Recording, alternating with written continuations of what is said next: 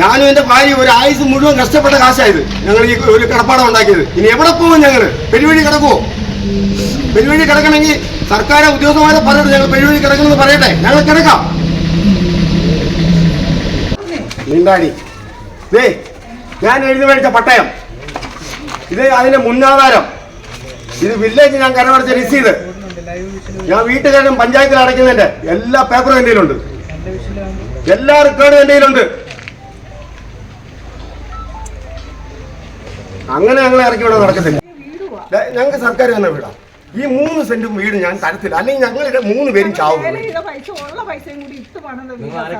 ഞാന്, എന്റെ ഭാര്യ, എന്റെ ഇളയ മോനെ, ഇവനെ, എന്റെ കൊച്ചുമോൻ, പേരെക്കുട്ടി.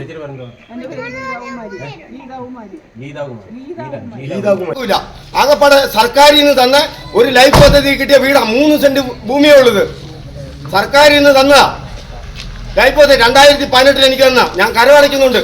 ഫുൾ റെക്കോർഡ് നിങ്ങൾക്ക് കാണിക്കാം. ഞാൻ ഫുൾ റെക്കോർഡ് എൻ്റെ കയ്യിലുണ്ട്. ലൈഫ് പദ്ധതി കിട്ടിയ വീടാ.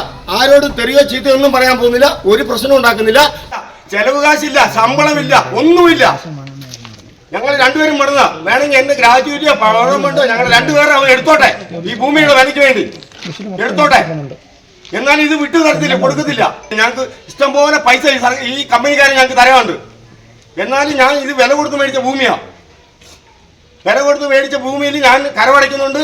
സർക്കാർ തന്നെ വീട് ഞാൻ പഞ്ചായത്തിൽ കരമടയ്ക്കുന്നുണ്ട്, വില്ലേജ് കരമടയ്ക്കുന്നുണ്ട്. എൻ്റെ കയ്യിലുണ്ട്, റെക്കോർഡ് മുഴുവൻ ഇരിപ്പുണ്ട്. വേണമെങ്കിൽ നിങ്ങളെ കാണിക്കാൻ ഞാൻ.